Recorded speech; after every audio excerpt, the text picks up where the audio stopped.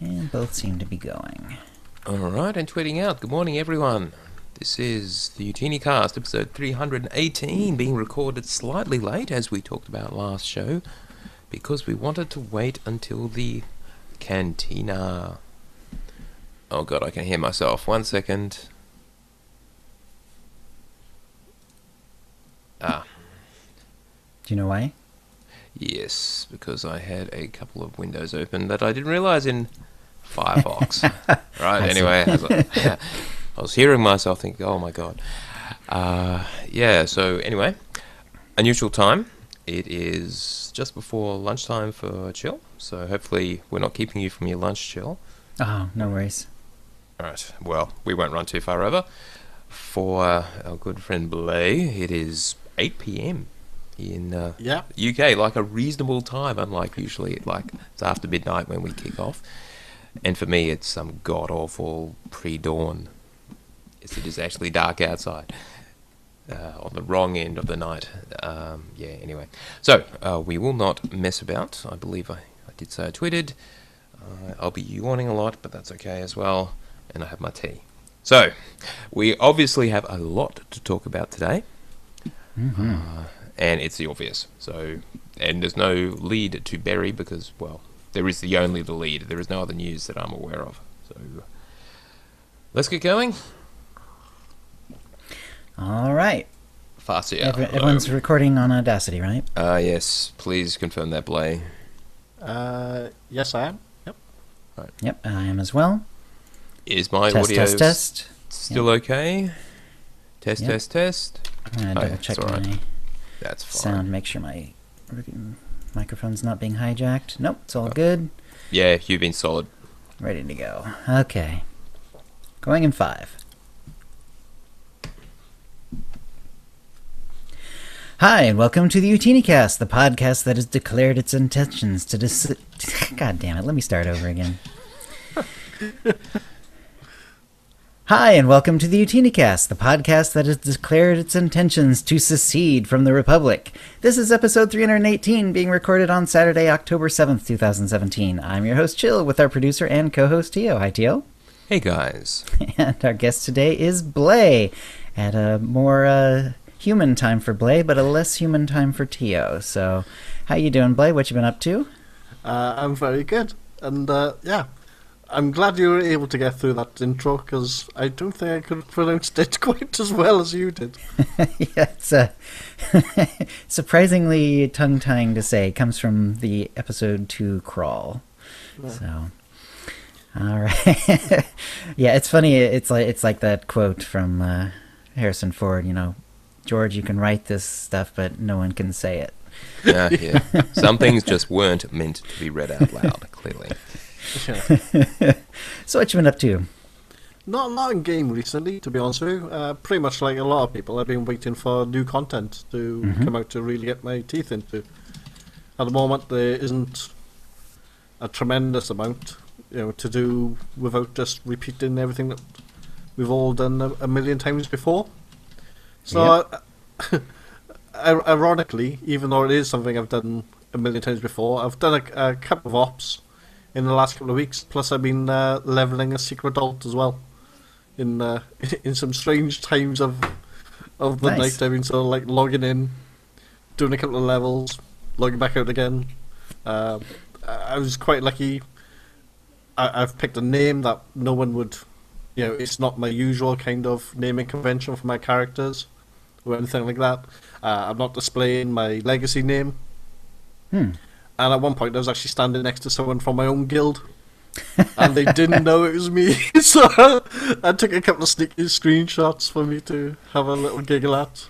At a later point, they must be wondering, who's this weirdo trying to stand next to me and try and position themselves next to me.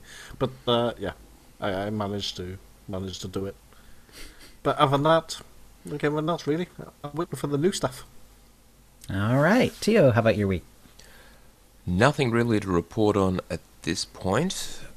There's, again, lots of reasons to jump in and play before the massive CXP bonus for the daily areas goes away. But then again, they're changing more stuff, which makes it kind of even better. But I don't know. Life is still busy. So anyway, nothing more to report here. Over to you, Chill. All right. Well, let's do a shout out to the chat room, especially since they're coming here at such a weird time. Beyond Blay, we've also got Dekion, Elion D2, Farseer's here, Inkata1, Pen Dracos is here. Pen's, I've been playing with him a fair bit lately. Siskaika and Zamzam, hello everyone. And let's see, yeah, so I've been gearing up, especially on Chili Quinn, less so on the Republic side, but I'm trying to do both. Lots of the daily areas, and I've been doing that with Libra Roja and Pendracos, and then recently once with Gildi Sukaiberu as well. That was all good. And even figured out a couple of bonuses we'd been missing on Oricon, which is kind of nice, so learned that and made it even more efficient. Also did a couple of heroic level chapters, which was fun. I hadn't done that before. I've only done the story mode before now, but now that I've got some gear and one of my boosts had timed out, so I thought, yeah, this is a good time to try that. So it's not. I didn't do the hardest one. I did like the middle one, so it's not too hard. Once I got used to it, I definitely underestimated the danger for a while, so I did a couple of dumb deaths that I didn't really need to die to. But once I figured out, okay, these guys are actually hurting me, then I was fine. I was able to adjust, so that was kind of cool. And yeah, so I'm pretty well geared out. I'm on tier 3 on Chili Quinn and somewhere in the high tier 2 area for Chilgol on the mirror side. So yeah, it's coming along. I've long since had the 6-piece bonus, so that's all good. And it's and I understand that the boxes or the crates are going to be even better here in a little while. But I've been opening them now. I haven't been hoarding them yet. So anyway, that'll bring us to the tip of the week. We've got a couple tips this week. I'll read the one from Pen. Excuse me. My voice has gone a little bad for me for a second here. Excuse me. And Pen writes, "Hey, Chill, not sure if this could be a tip for OotiniCast or not, but it's something I found in the game. I was doing the operative story where you have to go to Korriban to talk to Darth Jadis' daughter. But before I did that, I went to the Datacron in the heroic area to get the shard, and I found this champion, Fallen Jedi Vald Inosp. From what I could find on this champion, he's extremely rare to find and no known respawn time. People just happen to chance upon him most of the time. And last time it was about June of this year. Wow. This also happened after the Harbinger restarted on 9/30 of 2017, around 11 p.m. or so. Not sure if I had anything to do with that. I wish I'd taken a screenshot, but I forgot because I was too busy asking others if they had ever seen it. But I hope this is tip-worthy or worthy of a mention. Later." Oh, that's kind of cool. I know there's lots of, kind of rare bosses that spawn, but I hadn't heard about this one. That sounds almost like bugged, if it's that rare, or something weird's really going on with it. Your Easter egg. Yeah, you're right. It's a little too rare to be intentional. Yeah. Have any of you guys ever seen these bosses that appear when, like, dark side or light side win? Because I've never seen them. There's supposed to be bosses on planets and random places, isn't there? That appears when light side or dark side win, and you can go and kill them and get something. I remember hearing about that, but I have never seen those bosses, so I cannot confirm that. Oh, the spawn points are all camped by the people who are looking out for that kind of thing. Yeah, right. Maybe they notice. Just dead before. It's gone dark 3 to dark 4. Let's head over there. That sort of thing. All right. Our second tip is from Nikish. If you complete a set of heroic missions directly from the mission terminals only, don't forget to also go through the Galactic Command interface and click on Planetary Missions. Click on the icon and then press Escape or Decline Travel until the correct heroic set comes up, and then you can collect the mission complete for completing the daily missions and get some extra CXP. Very useful with the current CXP bonus gains on some heroics. Yeah, it is. It's a nice extra chunk, and that was something that Sukaiberu kind of pointed out to us as well, is that if you're just patient and just random through it until you're doing the ones that you're going to do anyway, you can do those ones and get an extra mission out of it, which is kind of cool. By random allotment, the winner is Pendraco. So congratulations, Pen. You're the winner of a Tonfon or M83R Droid pet code, courtesy of Bioware, and an OotiniCast provided cartel market pack from the latest shipment. And if you'd like a chance to win the same, please send your tips to OotiniCast@gmail.com by like a week from Wednesday. And Ish. that will bring us, ish. That will bring us to the holo feed, Tio. All right, let's just mention in the chat, the guys are confirming that those light side, dark side bosses are indeed there. They're random. They take a very large group to beat from Dekion. When one side actually wins, I don't believe it's when you actually step up through the different lights. You have to go all the way to whatever it is, and then... Right. So this would be separate from the single champion Jedi, fallen Jedi that Penn found. Yeah. Naraga said, mistakenly tried to fight one solo. That was a bad mistake. Yeah, cool. That's like the old classic, I'll just click on this blue thing. What can go wrong? Right. All right. Now, with no further ado, let's talk about the roadmap. Yes, the full roadmap for SWTOR. Keith's, I believe, second one that he's published since he became the lead producer is out. And yes, it has a lot of detail and one big-ass surprise, so to speak. So let's just read through the quick summary. Offers a first look at the upcoming direction for the game, provides a brief review of our last few months, and offers insight into what you can expect for the remainder of this year, 2017. It bears repeating that their team's priority is to continue providing great story-driven gameplay, along with multiplayer SWTOR content, obviously since the story direction has been changed to this one. Lots of multiplayer. We've been getting a whole balance of stuff, and they're basically going to continue that strategy. We want to ensure everyone, including those who prefer solo activities, so it's not all about the multiplayer, has an enjoyable experience every time you play the game. And to make this happen, we believe it's the right time for our galaxy to come together. Now they're calling it the United Forces Campaign, and that is another word for server mergers. Now, server mergers has obviously always had a kind of negative connotation because it usually means a game is dying, but which usually isn't true. There's been a move towards mega servers, true mega servers, where like everyone in a given continent, like North America, is on a single server, and there's usually shards or whatever. So with SWTOR, it seems they were generally heading in that direction. They've been talking about it for a while, but they couldn't go the full mega server, at least for the US. So the direction they've taken is they are going to merge, and we sort of speculated on this, all the servers in a given data center. So there will be one server East Coast, one server West Coast of the US, and in the EU, where there is a single data center, they are going to have mega servers for each of the languages that SWTOR supports, as English, French, and German. But let's not get too ahead of ourselves. Let's just take the messaging as it comes, because they certainly hinted something that... Well, anyway, let's get there. Primary focus has been to build and release multiplayer gameplay experiences you can play with your friends. Thousands of players jump in. Overwhelming response to playing these new experiences motivated us to continue to pursue more enhancements to making multiplayer the best it can be for you, our players. Hence the United Force update, and it is coming sooner than you would have expected, about a month from when we're recording on November 8th, Right. 2017.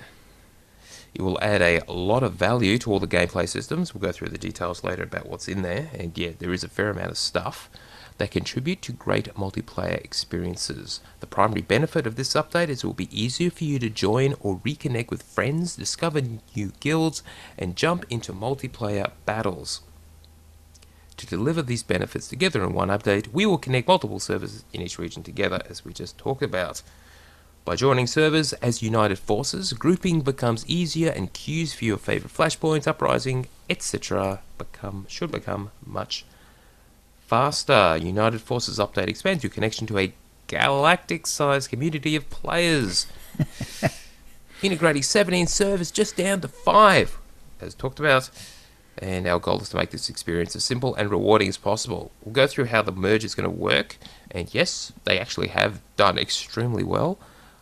But the obvious question to ask, when I was starting to read through this, they were hinting that maybe they were doing something cool with a group finder, and reading further, maybe they are, but at the minimum, or maybe that's it, they're just merging everyone together, so the pool is larger, so of course it's easier to get into gears.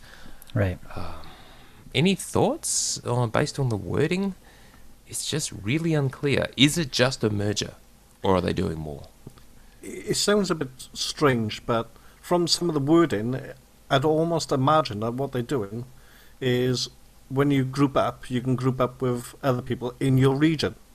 So the two North American servers, when you group up, you could end up in a group, even though if you're on, I'll call it the Harbinger for now, you could end up with people from Jedi Covenant, for example, within your group. And for the Europeans, I could end up in a group with a bunch of people who normally play on the German server. And yeah, I sort of got that feeling. That was certainly what I got first. But then reading further, it was pretty clear to me that that's not how it's going to work. It is intra-data center only, is my impression. Like, they are going to block it into the 5 servers, and that'll be it. But, Blay, let's not give up on that. It could still happen. Well, I'm hoping, because the English, German, and French are all in the same data center. Indeed, so it would be possible, but they do still want to keep those language boundaries up, I suspect. Well, it could be difficult if you start discussing tactics and the tank is all talking in German, because I'd be going, what? Well, typically the French and German can all speak English, can't they? And even if the French don't want to. Anyway. Right, so when it goes live on November 8th, there's going to be rewards. There'll be some sort of mini-pet that's based on Karaga. From Karaga's Palace, of course. It's the Mini Mogul NM1 Mini-Pet. Now, all you have to get that one is just log in the period November 8th through November 27th. And now, and the other things you can get is a Darth Hexed companion. Yes, another companion to add to your Alliance's army. And you get that one when you complete 3 PvE or 3 PvP missions through the Group Finder. So again, encouraging you to use the Group Finder. You can do PvE or PvP or some combination thereof. Okay. You get a Union... Sorry, my question on that was, what's the name of that character that we would have had last year had Darkseid won the vote? It did sound an awful lot like Darth Hexed, didn't it? Call me, kind of pedantic, but are we just getting last year's character? That's an interesting idea. Yes, the chat room make confirms sense. you are correct. Yeah. Well, you don't want art assets to go to waste. So That's right. This is just recycling. They put some time into that guy, yeah, so it's like, why not actually bring him out? My goodness. Funny. What a coincidence. I wonder if they thought no one would realise. So that character, that, win or lose, this is the character you're going to get. Well, lose, wait till you get him anyway. Wait until they merge servers, and... Yeah. Right. Now, the pet is probably one of the way I'm reading it, the pet is simply log in, so that's probably one of those log in, get it on every character sort of things. But is the Darth Hexed, do you have to complete it on each character, or do you just complete it on one character and then it'll show up for everyone anyway? That is a great question. They usually make it achievement based, and given that's legacy wide, probably any characters on your legacy to get it would be my guess. Because, that's why they usually do it. But you could be right. To be safe, do it on the same character unless they clarify that. Now, also, there's United Forces Group Recon Achievement, because who doesn't like achievements, when you complete 3 PvE Group Finder activities, and the United Forces Warzone Recon Achievement when you complete 3 PvP matches through the Group Finder. Okay, so it's like sort of the same, but you got to do 3 PvE to get one and 3 PvP to get the other. To get everything, do 3 PvE, 3 PvP through the Group Finder, and you'll get all this stuff. And finally, the double XP, double CXP week will be from November 8th through to November 14th.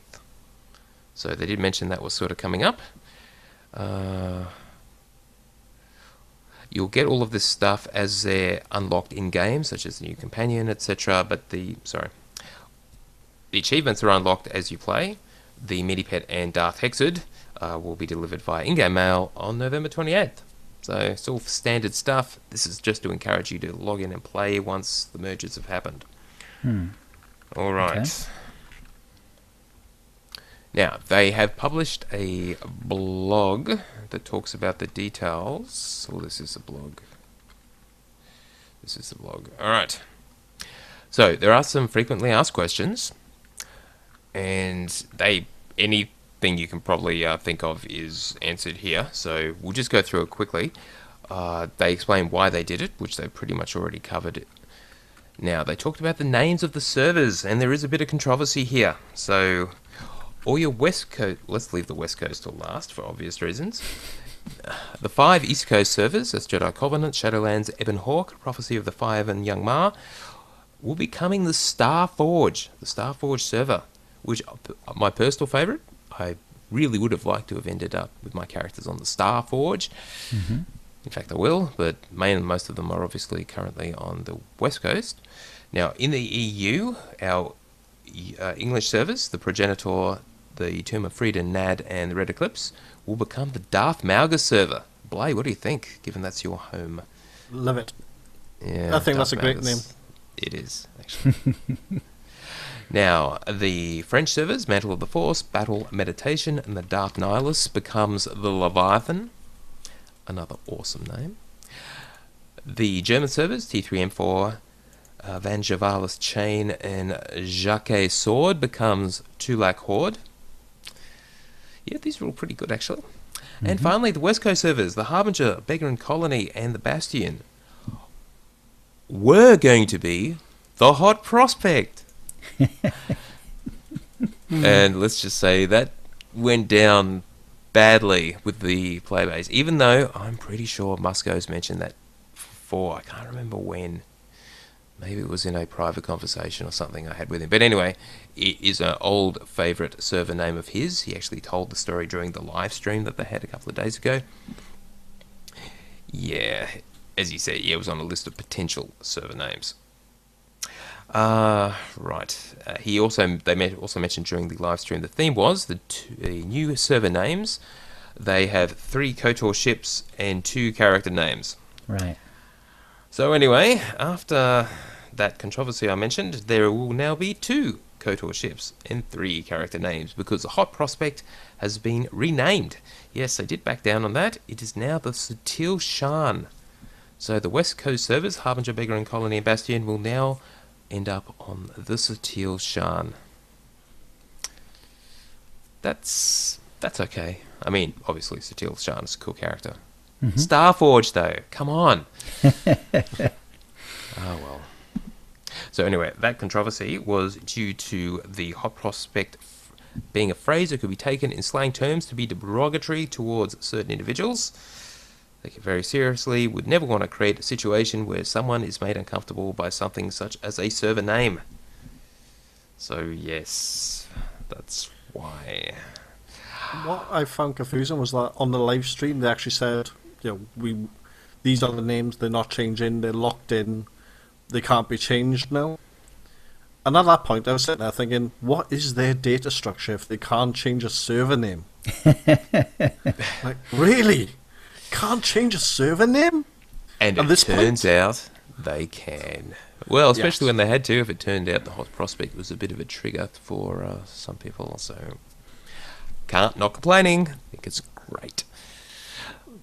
It's like, personally, I would have preferred if all 5 names were something SWTOR related and not have to have sort of knowledge of another game in order to understand the significance of a particular server name.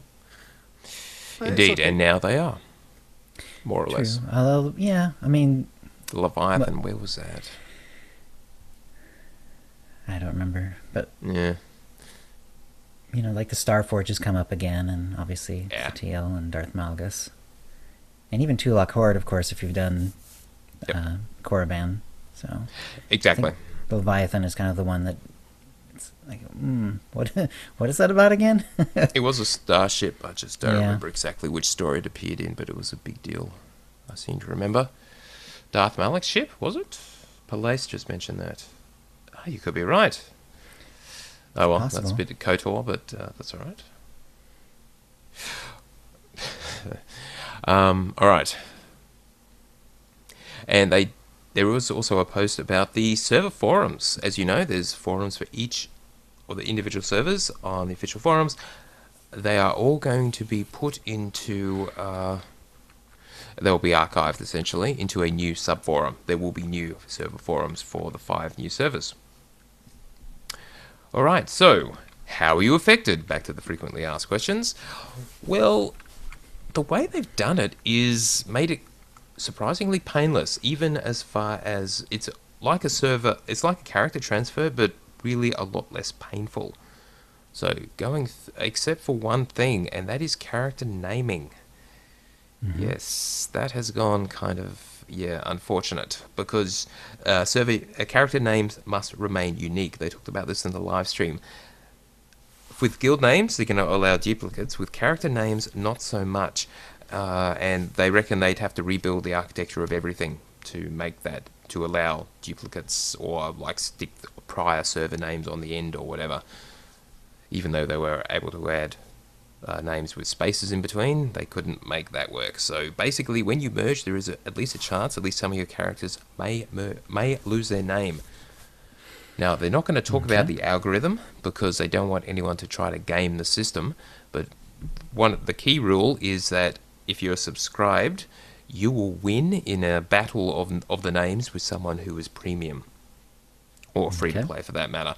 So if your characters come together to merge, if you're a subscriber and they're not, like if my TO, I'm subscribed, someone else isn't, my TO will win, just as a simple example. After that, if you're both subscribed, they do it over playtime. So highly played characters will have priority over characters with less playtime, whether that means played over the entire course of the game or more recently, and they do it somehow time-based or more frequently being a factor, they're not saying. Right.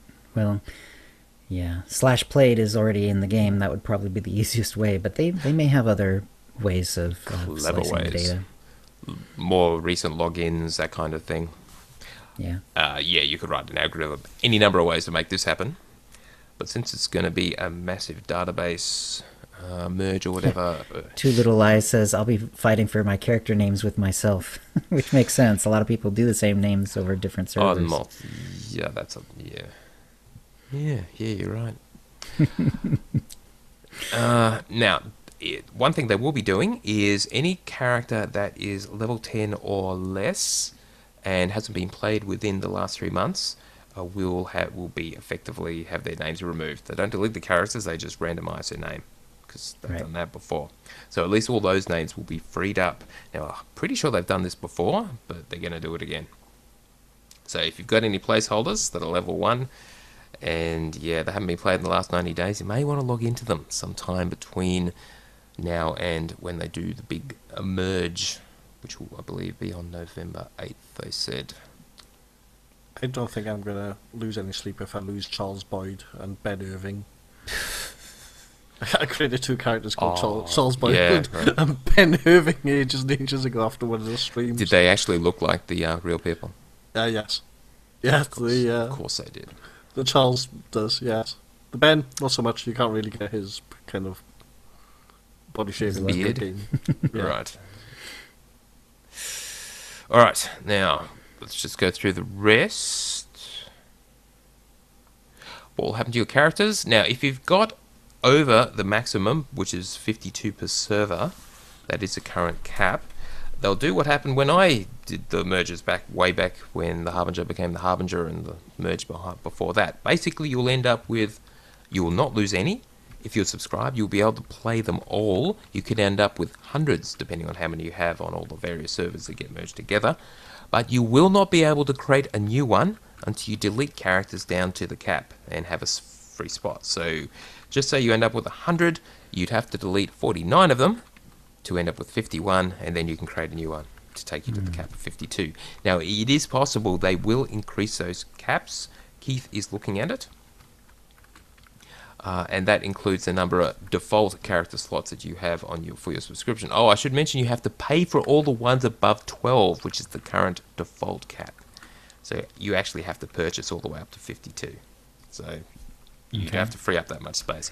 So if you had those 100 and you haven't actually bought any character slots, you'd have to delete a lot of characters to be able to create another one.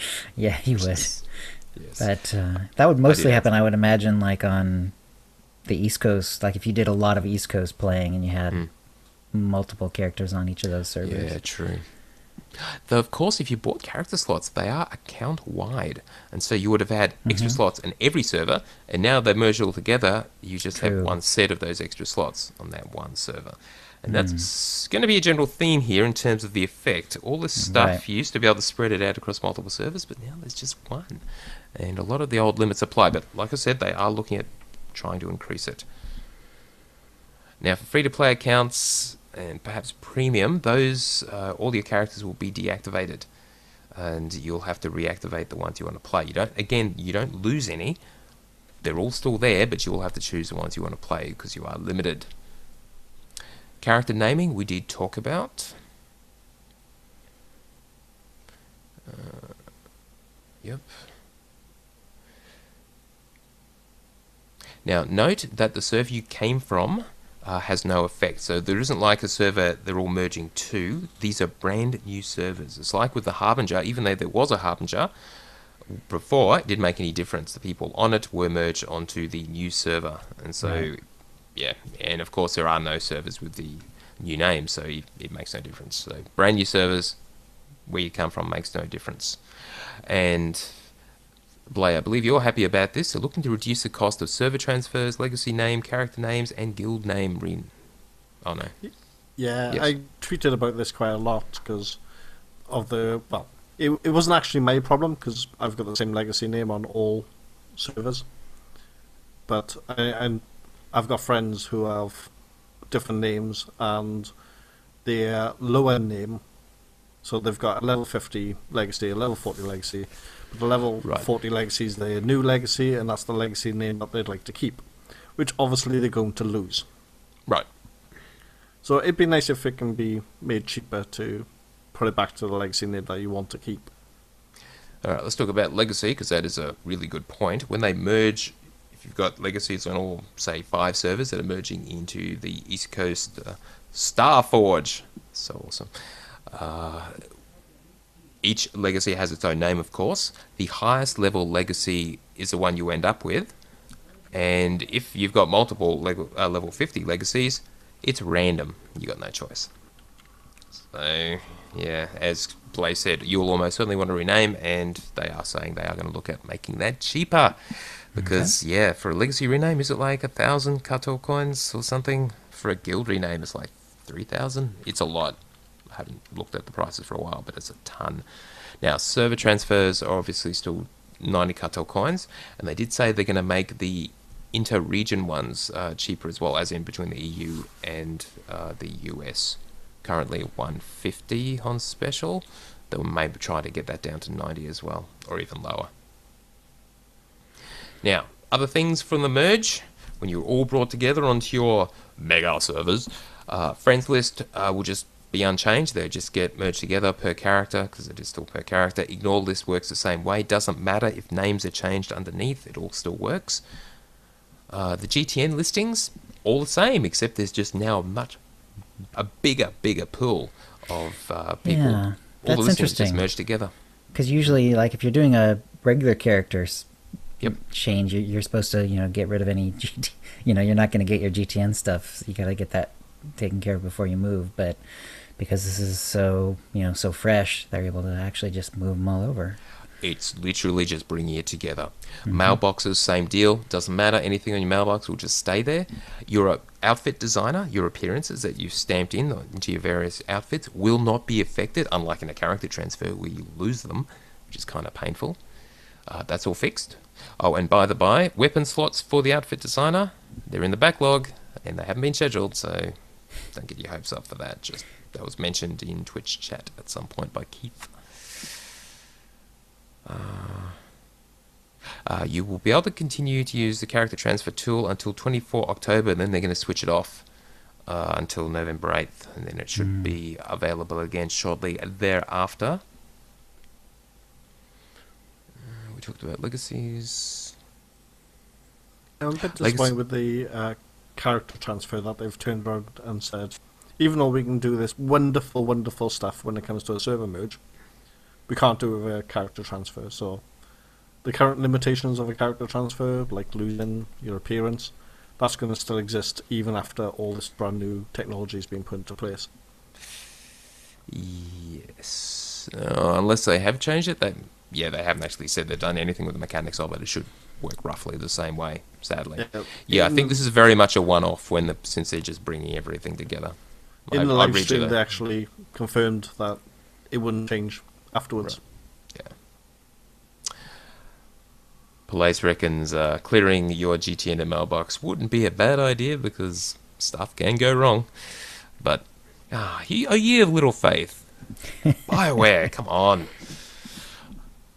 Right, legacy unlocks, they will just all merge together as they do with the character transfer, so you don't lose anything, it all just comes together. Legacy currencies, like command tokens, not affected, it all just adds up. So that's great. Now, and there's a general theme here, if you go over any cap, what happens is it kind of goes into an overflow. Again, nothing's truncated, so you keep it all, but you can't earn any more until you go back under the cap. So, like for the various legacy-wide currencies, if you're now way over the cap, you've got to spend down to actually be able to earn more. So just be aware of that. Legacy bank content, again, unaffected. Now, if you've had, again, this is where you've bought your legacy tabs using Cartel Coins, you had extra tabs, because those are per account, per legacy. Account-wide, well, I guess you've got less now, because you're not going to get extra ones. The sum total of two banks will be added together, but again, if this fills your legacy bank slots, the extra items will go into special storage called Legacy Overflow. Implies it's like an extra tab you can access. Now, you can't actually put anything in there, you can take it out. So it's like this holding area for your extra stuff, which got left over, and I don't know where you're going to put it. Maybe you just have to GTN it or something, but it will be there. You will not lose it, it will just be in a kind of weird place. They're not making any new slots available yet, but they might do so later in terms of legacy bank cargo bays or just regular cargo bays. Achievements get all merged together as well. If you've got the same achievement in progress on two different legacies, the higher one wins, which makes sense, so you don't lose any progress. That's really cool, because again, those things that are in progress, during character transfer, you tended to lose them. They all just got reset. So, again, awesome. Strongholds and decorations. Again, with the transfer, no way you take all your strongholds with you, because they're sort of tied to a legacy and etc. But this time, you can end up with, depending where you come from, 5 Coruscant apartments, fully decorated, all your decorations still in place. There's some weird stuff with the number of decos that you have, because there are legacy caps. If you're over, again, apparently that's okay. You won't be able to, and Keith did say they have increased the cap number of strongholds you can have to 10. So it was 6, even though we had 7, now it's 10, so you're fine. You can actually get that 7 stronghold without having to deactivate one. And if you have, just say, 6, you've maxed it out on 5 servers on the east coast of the US, you will now have 30 strongholds fully decorated. Awesome. But obviously you can't add any new ones until you deactivate down to the cap. Do you really need 5 Coruscants, Blay? Do you? Do you really? That's what I mean. What did he do? But do you remember the days when 4 was the max limit because of database limitations? We've blown way past 4 now. Right. Well, they always called it concerns rather than limitations. They were just concerned that if they had more, that it might affect the servers in ways that they couldn't easily test for. True. And it's probably okay. And as we speculated, you can't actually be logged in. Well, you can't actually be in more than one stronghold at a time, so... Right. what's the big deal? It's just database space. Anyway, now, just to be a bit more specific about the decos, if you're above the cap, you'll end up with probably more decos placed in your strongholds than the cap. Again, that's okay, but you won't be able to place, say, basic metal chairs, another one, until you're below the cap again. That's the way that's going to work. You can't place the deco. It'll stay in how you've decorated, but you can't use any more until you're below the cap. Okay. That's fair. And once you deplace them, they're gone until you're back down to the cap. So, sure. Reputation, again, for your various reps, whichever is the highest one wins. Again, nothing lost. Your family trees will be reset. Now, put your hand up if you actually remembered that we have family trees. I do. I've played with it once. I've played with it a bit, yeah. I'm not super serious about it, but there's a few times when I had characters that I considered to be related in some way, and I actually did do that. Yeah, but that'll be gone. Yes, it will be a lot of characters I've played for a while, so it's okay. It's interesting. How would they have merged this? So there would have been no sensible way of doing it, or making it like branching trees or some crap. But so it's probably okay. Yeah, they would have had to like add pages or something. that would not something they're willing to do for this purpose. Exactly, because I suspect they look at the usage numbers and realize no one used it. I remember they were so excited about this at launch. It was such a big deal. Oh well. All right, your Cartel Market item stash. Current cap of 500 items will remain in place, but guess what? There'll be an overflow. And you won't be able to add any items to your stash until you're under the 500s cap. Okay. Of course, so again, be aware of that, because that could be bad. Guilds will move completely intact, no problem. Now, when they merged before, we had to recreate them. It was just terrible. Now, no problem. Everything just moves. Guild banks, strongholds, flagships, everything. No problem. Now, if your guild name overlaps, this is where things go a little bit odd. If your name is clashing, you will have your previous server name appended. The example, well, let's use Utini Knights. If there was an Utini Knights on another server, say the Bastion, it would be Utini Knights M-the Bastion, or hyphen the Bastion, and Utini Knights the Harbinger. They would both exist on the Satil Shan West Coast server. Now, if one of those guilds was disbanded or renamed, the server tag would disappear from the other. So it really is just a way of keeping them apart, and that's kind of clever, really. Is it a bad thing? Nah, I think that's a pretty good solution. A shame they couldn't do that with character names. Yeah. Yes. Yeah. It's done it before, and even on the Conquest table, it will tell you what your original server name was when you. That's true. Your guild names. So. Right. What would have been interesting, though, is if they went the sort of naming convention and went, okay, so the biggest guild wins, or the guild with the most number of logins, or the most recent logins. That would have been contentious. Indeed. Now, just a few things from Keith in the Twitch chat. Currently working on a number of bug fixes regarding guilds. But they didn't go into specifics about that. Though, remember, the guild list is all screwed up. They haven't mentioned any fixes for that stuff. They had some great fixes there, but clearly maybe that's not on their to-do list until they get this other stuff sorted. No increase in guild membership. It's still capped at 1,000. Maybe that's going to be a problem with our mega servers, but that could change. But Keith doesn't want to make the changes until everyone's moved with United Makes Forces. sense. Fair enough. Yeah, I'm sure I've got tons to do. Yes. New guild features and perks are on the to-do list, and they'll probably be tied to a conquest update.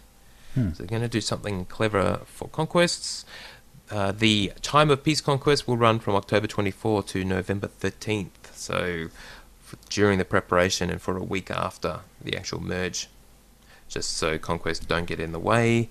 PvP ranks Season 9 and the leaderboards will basically continue. Your rank will remain. Immediately following the update, the initial Season 9 leaderboard will appear blank, obviously, but will automatically update after you play your first ranked PvP match. So to get back on the board after the merge, you will have to play. And the rollout schedule we'll go through in detail when we go into the specifics, but Yes. Everything happens with United Forces update on November 8th. Now, back to the roadmap itself. Gameplay direction, we've also already talked about that. They go through some of their highlights. They delivered 2 of the 5 bosses of the new operation, Gods from the Machine. Brought back companions, huge changes to improve the balance across all our classes. That was mostly nerfs, obviously, which some classes definitely needed it. They've deployed 2 new strongholds. They did the nightlife event on Nar Shaddaa. They made the GSF space combat experience even more rewarding. Guess they did, sure. And they revealed a traitor in your alliance. And I don't really want to mention his name in case you haven't played it yet, even though it is sort of getting a bit past. It's sort of oldish news now. So let's avoid just mentioning just who that traitor is, because it remains contentious. Or is everyone used to it by now? So everyone's used to it by now. Okay. It was a bizarre choice, but yes. Well, it's clear to me that it's just part of an ongoing story. So. Yeah, right. Okay. So things may... Yeah, right. Quality of life improvements, new character and legacy perks. Indeed. Summon a character, a companion while moving. Yahoo. They increased ways of gaining influence with the companion. That was definitely needed. Yes. Anyway. Now, based on all the feedback, lots more to deliver. On November 28th, following United Forces update, which is when everything is really live, they're going to release the biggest multiplayer update of the year. There's a new flashpoint. It's called Traitor Among the Chiss. More on that later. They're going to release a 3rd boss in the Gods from the Machine operation.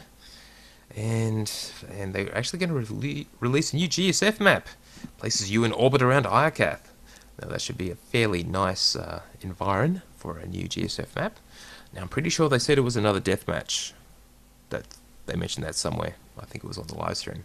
And there's also a new PvP map, which located on Yavin 4, in fact. So yes, wow, and that's all coming pretty early towards the end of the year. No new expansion, and at the cantina that they had last night, Keith explicitly told everyone, you may not ask about an expansion, and it's clear from everything we're hearing there will not be one. Certainly this year, and it sounds like not early in 2018 either. Okay. So they're going to go through The Last Jedi with no new expansion. So we're wondering about that, and this also answers the question. So what happened to getting the Gods from the Machine bosses out this year? Remember, that was the original promise, and they've been coming since early this year.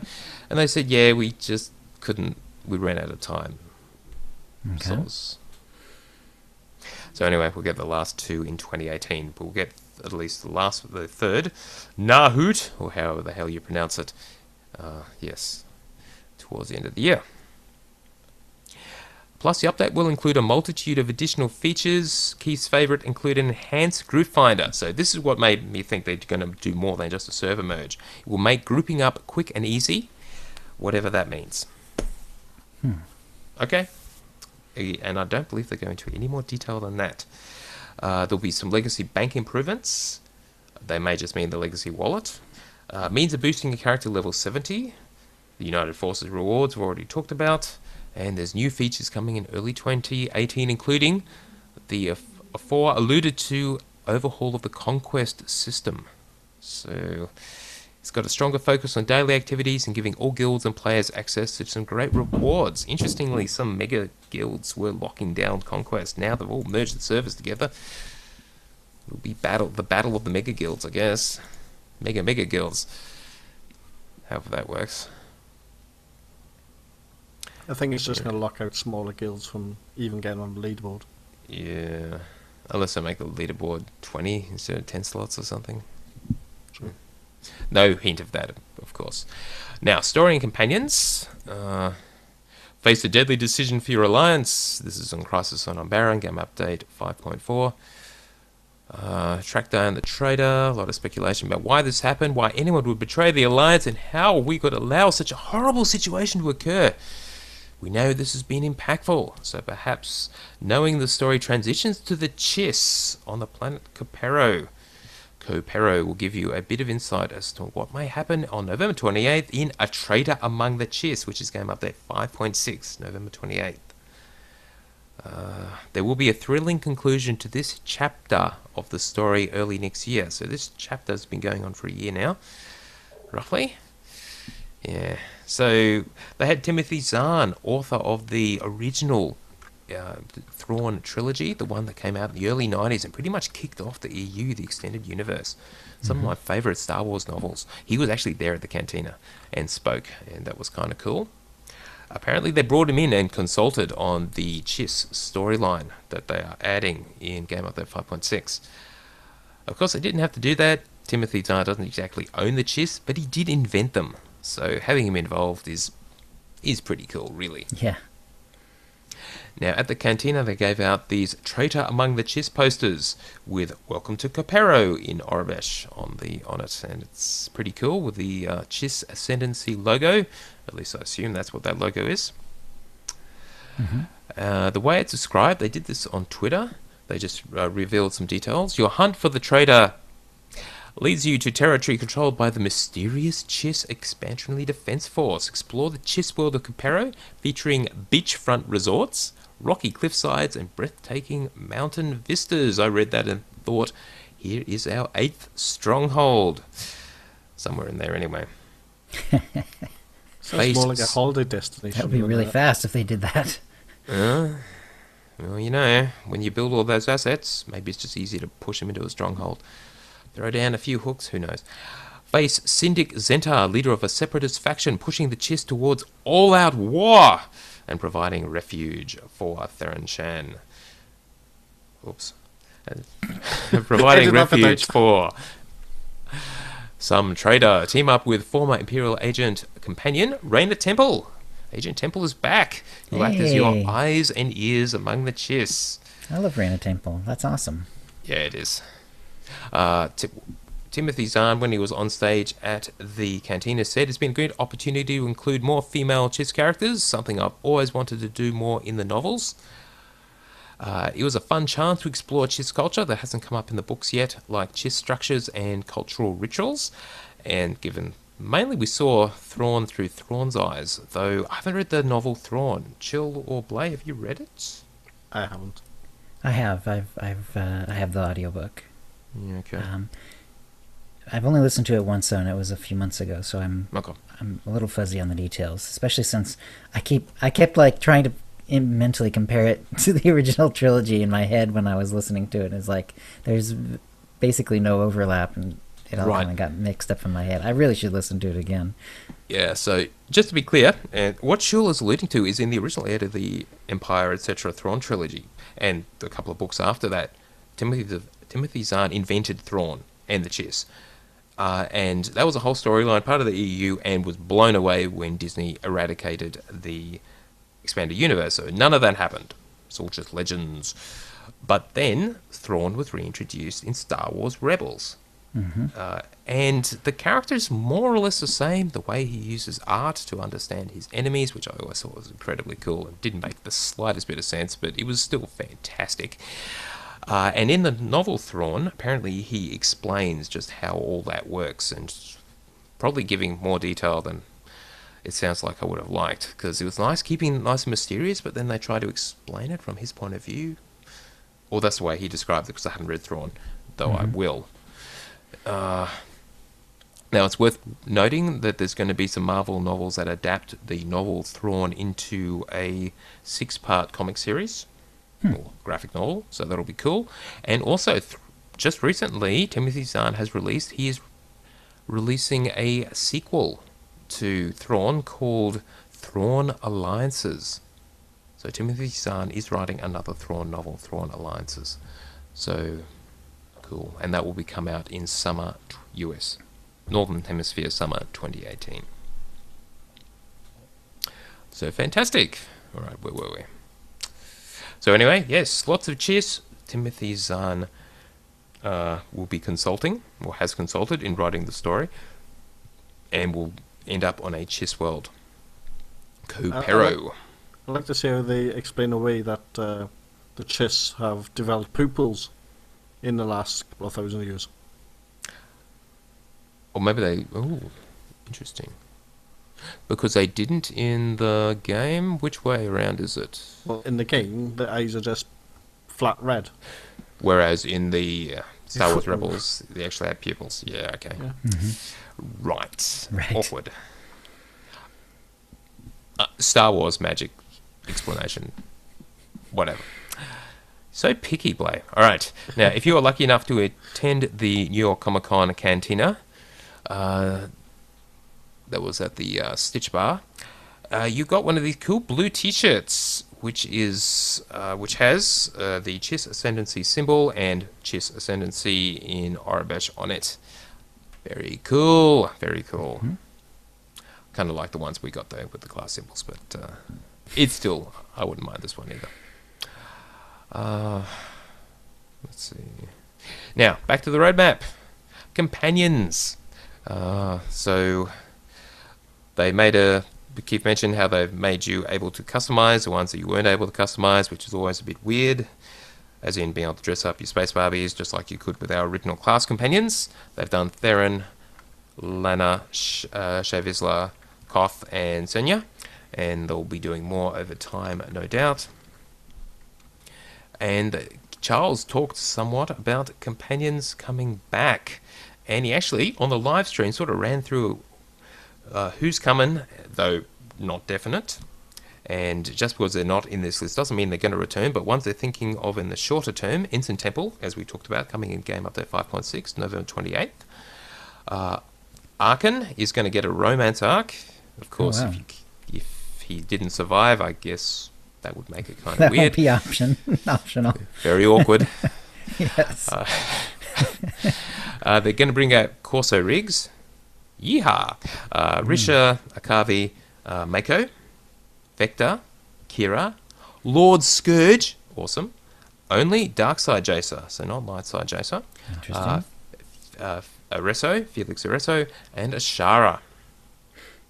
All coming back, and there are a few they haven't hit yet, and they'll eventually turn up, no doubt. Right. Yeah, so what you should make clear, though, is that they did say, just because they're on the list, doesn't mean that they're going to come back soon. And if they weren't mentioned, that doesn't mean that they're not coming back. Because a lot of people have really, really, really sort of taken this as, oh my god, what about all these companions which haven't been mentioned, we're never going to see them again. Right. And just gone absolutely crazy over it. They didn't say that on the stream. They were quite clear. But just because they haven't mentioned it doesn't mean that they're not coming back. Excellent point. Yeah. Excellent point. It's got Ensign and Mako on the list. That I'm already happy. That makes you happy? Oh, yeah. Those are like two of my favorites. All right. Let's keep rolling through that roadmap. Galactic... I was just going to say one other thing. I'm curious. They specifically talk about Darkside Jace. Does that mean like they'll eventually do a light side Jace, or does this mean that Darkside Jace is going to become sort of the canonical one? Right, exactly. So, interesting. Yeah. I thought Charles did mention something about that, like didn't do light side yet. Hopefully, light side will come through. All right, rolling through the roadmap, Galactic Command. They've done all kinds of stuff to make it better. They're going to make it even more better. Galactic Crate content improvements. They're adding another slot to every crate. And this is retrospective. Grants a small chance to receive a higher tier mod enhancement, Grand Chance Cube, Command XP buff, or Command XP consumable. Nice. You're a fan, Blay, I see. Yes. Yes. Yes. Just, indeed. Just an extra slot and a chance to get something better than what you're currently on. Brilliant. Really, Indeed. really happy with that. The only thing I'm not quite so happy about is the Grand Chance Cube. I've had enough RNG in this game without adding even more RNG into this game. With, oh yeah, I'm going to get something extra, but it might be something totally RNG. So, not really such a big fan of that, but expanding that crate, always good. There is a change that they're doing, which I'm not happy about, though. Right. So Yeah, might okay. talk about. Yes. Yes. Now they're adding this new legacy perk, which is pretty cool. For every character that reaches command rank 300, they'll automatically add a 25% CXP bonus to your entire legacy up to a maximum of 100%. You have to purchase the initial 25% CXP perk, but the initial 75% will be free, and that does seem to be a legacy, not a character perk. So basically, buy the first one, every level command rank 300 character you get adds 25% up to a maximum of 100% bonus. And yes, the perk is retrospective, so it all just starts. So if you've got at least 3 already, it'll just boom straight up to 100. So cool. That's fantastic once you buy that perk. And they don't plan to increase the percentage above 100%, so a permanent 100% doubling, which is kind of cool. Yeah. So the change that they are making to the crate, which I don't like, is the what's it called when you get rid of the stuff because it's all rubbish and you don't need it. Disintegrate. Disintegrate. Yes, it's no longer going to give you 6p. So whereas at the moment all the gear, I don't want it. Disintegrate it gives me more 6p. That's not going to happen anymore. They'll be giving you unassembled components instead. So when you disintegrate items, if that's armor and weapons. They're also making those unassembled components legacy-wide, by the way, so you'll be able to send them between your companions, between your characters. So that's coming. That all is happening. They don't say when. Oh no, when's all that happen? The May will be coming in game update 5.5. Now, CXP for all the areas in the game is in review, but they're not changing it. But the CXP for the daily areas does go back to 75 instead of 1,000, whatever, next week. So, right. Gravy Train is coming to a screaming halt, like normal. But yes, at least they are at least considering trying to increase the amount of CXP you get for the various activities among the game, not just the daily areas. And there will not be a new set of tier gear, so tier 4 remains the highest this year. No, instead, when you do the Capero Flashpoint, they're going to give you some currency which you can use to purchase a special set of augments. They will be coming in game update 5.6 with a new Flashpoint. You'll need a max level kit, just so they're not adding a new augment kit. So the 10 is what you need to actually fit these new augments. Their item rating will probably be 230 and 236. That's for the blue and purple.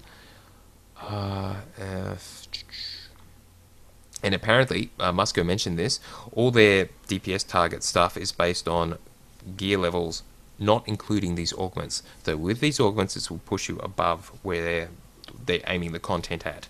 So you will be, at least for a while, overpowered. Okay. Cool. Okay. Until they release a new tier of gear, which will probably push past that. But then this will always be on top. Who knows how they're going to do it. Until that expansion, I guess. I'd be shocked if they don't have an expansion halfway through next year. Just saying. There'll be a big blog post on the augment changes coming. Operations, we've already talked about it. The new bosses will be available next year. Apparently the master modes, which were supposed to follow whenever they release a new boss, the master mode for the previous boss was supposed to be released. Yeah, that didn't happen, but they will be master modes for all the bosses in 2018 sometime. It just took longer than they expected to develop the bosses, so that's why they didn't get them all this year. Beginning with United Forces Foundation, which is a game update coming next week, game update 5.5, 10th of October. That's when they'll start to include unassembled components as rewards for Master Mode Operation boss encounters. So Master Modes will now drop unassembled components, not just from PvP. So again, another way to gear up. Just a couple of random things. The option to extend Operation Lockouts rather than resetting every week is still on the list, just like you can do in World of Warcraft. Have been able to do for a long, long time. You can just keep extending a lockout. SWTOR may add this, it's on the list. And there is currently lag in 16-man operations. They know it's not the hero engine, it's apparently just due to some sort of memory leak, is what they're claiming, or something. Okay. Memory usage. Whatever. It's lagging. So they don't have a fix, or at least they're not mentioning it, but they are actively tracking it. They do know about it. Class balancing. Yes, a lot more of that to come. They're going to go back and sort of look at things they over-nerfed and perhaps de-nerf them, just based on how stuff is going. So with Game Update 5.5, we'll talk about the specifics in a bit. That will be the last sweep. So no more big changes coming for classes. That will finish the balance pass. But then they'll go back and rebalance. PvP, we mentioned the new Warzone on Yavin 4. That will just be, sounds like an 8v8 map.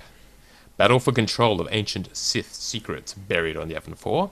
And there's a new GSF map, and that will be orbiting Iakath. Cool. Increasing pulse. Sorry, they've already given the details of the PvP map and what kind of format is going to come out. Did they? When?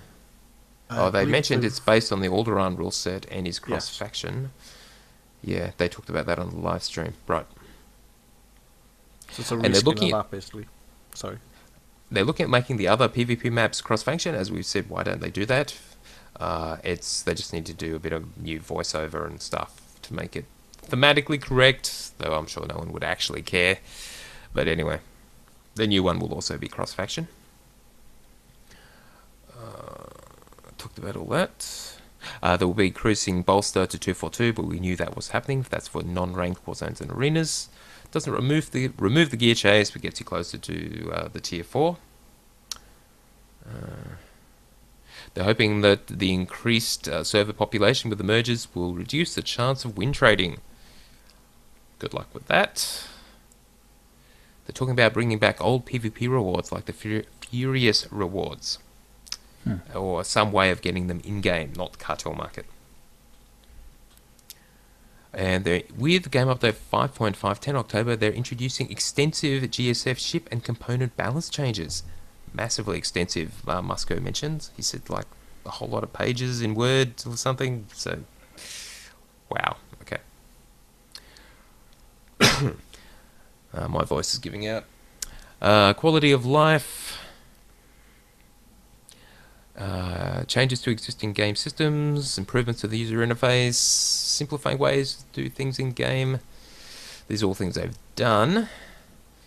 And they're going to be the new thing, the Legacy Bank. They'll be able to add credits to it. So this is how they did the Legacy Wallet. It wasn't a character-wide wallet. You can still have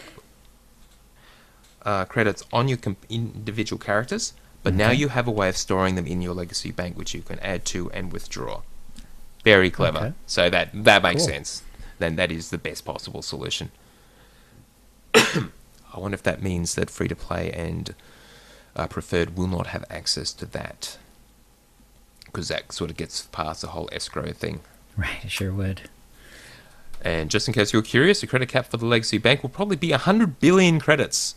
There you go, Bill. There's your new target. Right. Bill's going to be busy. Yes. All right, let's quickly run through the schedule, because I'm quickly running out of time. We had the New York Cantina. That was on October 6th. So that's when Timothy Zahn turned up. So that was all done.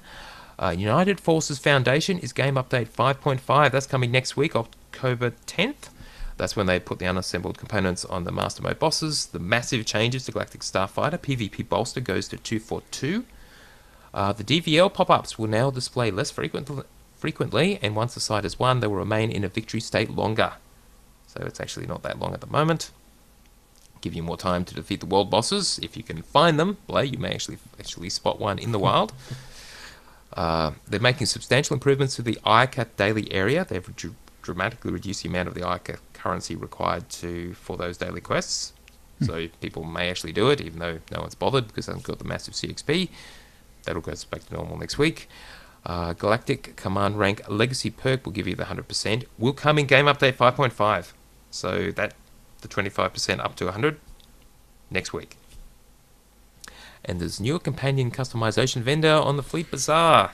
So older companion customizations for opposite faction companions. A Republic player can now get the older vet customization. Very cool, because that was previously limited to your old faction, and now you can obviously have companions from both sides in your army.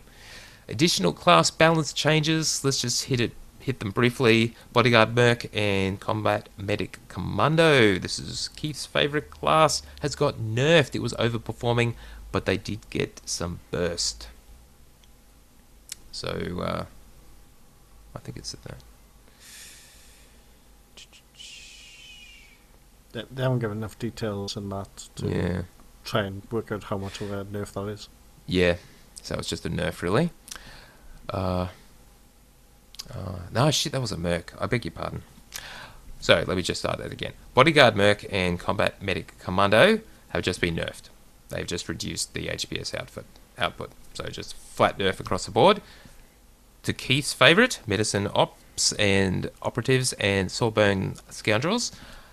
These ones have had their HPS, well, they basically had the burst healing increased. It has been an overall nerf, but now they've got burst heal, which is a bit of a shame.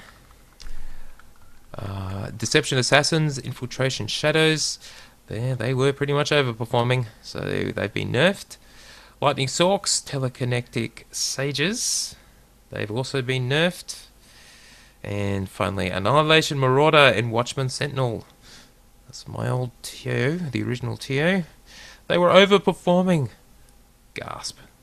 That's very sad. So they've been nerfed as well. Boo. Alright, so class changes, last pass. Once 5 point, as of next week, they're all done. They may come back and fix, but any nerfs that were going to happen have happened. Now, onwards, they're introducing taxi points to Yavin and the Tatooine strongholds for faster navigation, because those are big-ass strongholds. Cartel Market store changes. They don't say what they're changing.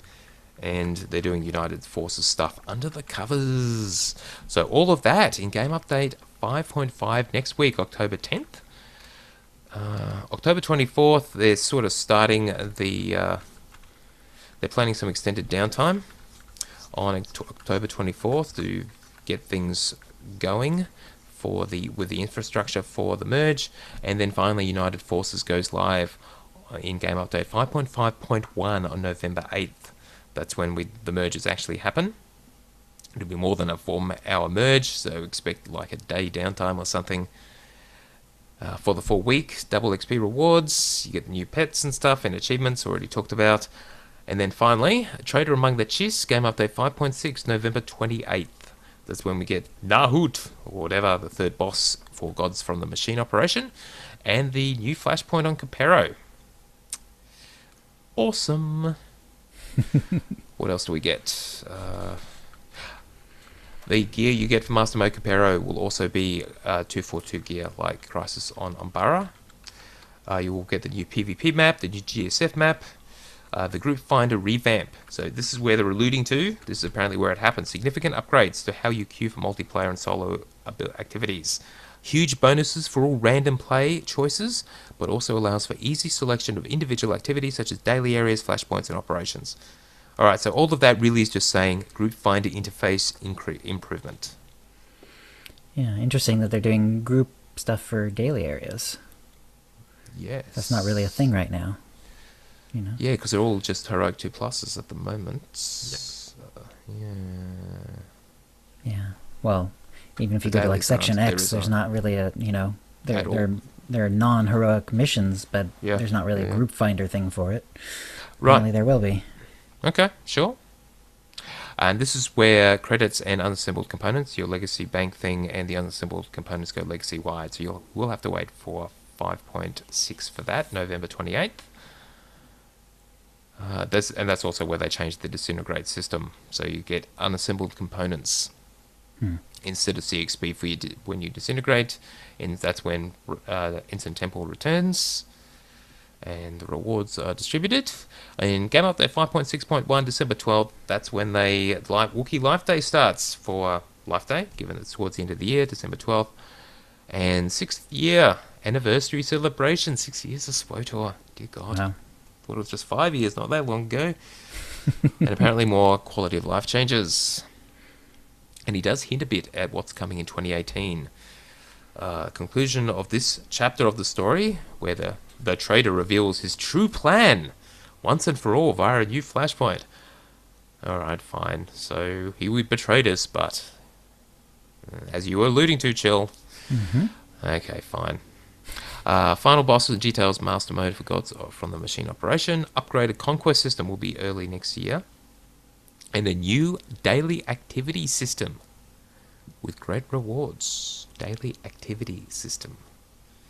wonder what that means. CXP rewards for doing dailies of various types. Maybe. New multiplayer gameplay experiences for both PvP and PvE, which means new flashpoints, new operations, maybe new GSF maps, new PvP maps. PvE GSF? Yeah, still no hint of that. I should just give up, really. Alright, and that's pretty much it. Thank you, Keith, for such a vast and in-depth update. Yeah. Now, Keith got on the Twitch chat after the live stream, answered a few more things. They're doing constant UI improvements. There's currently trying to make yellow eyes possible as a thing. No current plans for pet battles, companion battles, whatever. They're discussing ways to bring... already talked about that. Possible new races soon. They want to do more for races. It's in the works. So maybe new races that you can purchase. Very unlikely they'll ever put best in slot items on vendors. Thank God. No current plans to upgrade to 64-bit or add Vulkan API support, whatever the hell that is. Have you heard of the Vulkan API? I meant to look this up. No. Never heard of it. Yeah, okay. And cartel certificates, they're, rather than bringing them back, they're trying to work out how to get rid of them and offer a different way of purchasing the stuff. Now, also at the Cantina, we talked about there's no plans for an X-Pack, and you're not supposed to ask about it, which probably means sometime next year. And they did mention Operation Passes. They're not coming back yet, but Keith said soon. But what they're really doing, Eric Musco, that they're trying to offer a better option so that, like, you're a preferred player. Currently, all of in-game is locked out, but they want to have a way for preferred to and free-to-play to actually do that in-game stuff, such as operations. And finally, Dekion did provide us with the New York Community Cantina code. It is NY Cantina 17. So enter that to get the reward. Very Thank you, nice. Dek, for passing that on. And that is obviously a multi-use code. There were speeder codes given away. You may see some of those in the wild as well.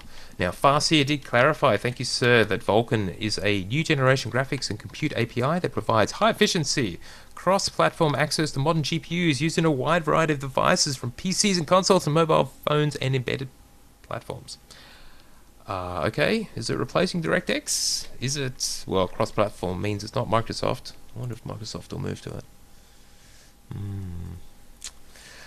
As Police in Florida say, it's a new OpenGL. So it's a competitor to DirectX.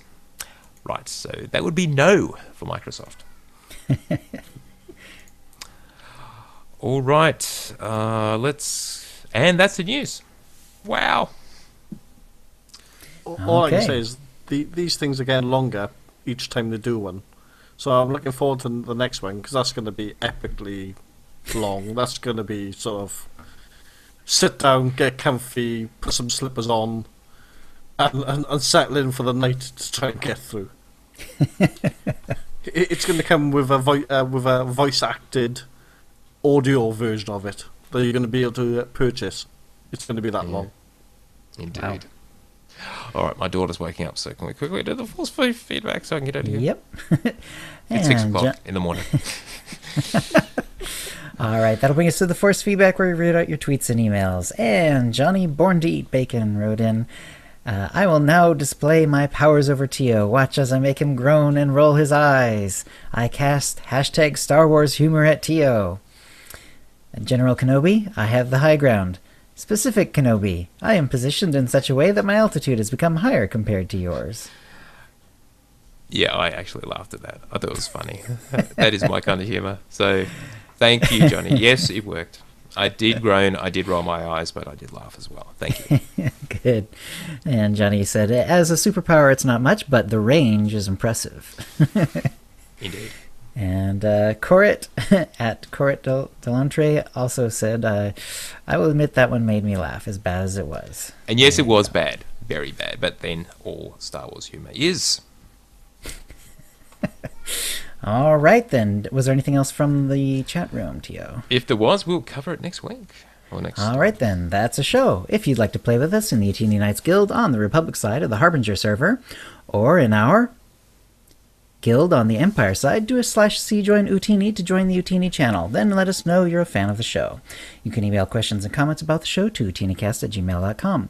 Follow us on Twitter using @OotiniCast. You can find contact details for all of us on our website, OotiniCast.com, which includes how to subscribe to us using iTunes, Stitcher, and the rest. We record this show live bi-weekly on Thursdays at 4:30 p.m. Pacific.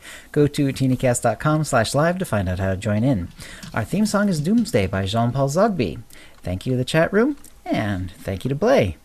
Thank you, guys. Always fun. And we'll see you next week.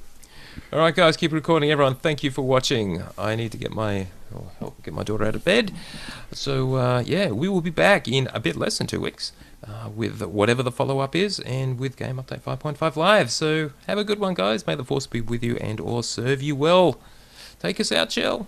All right, stopping the stream and stopping the broadcast of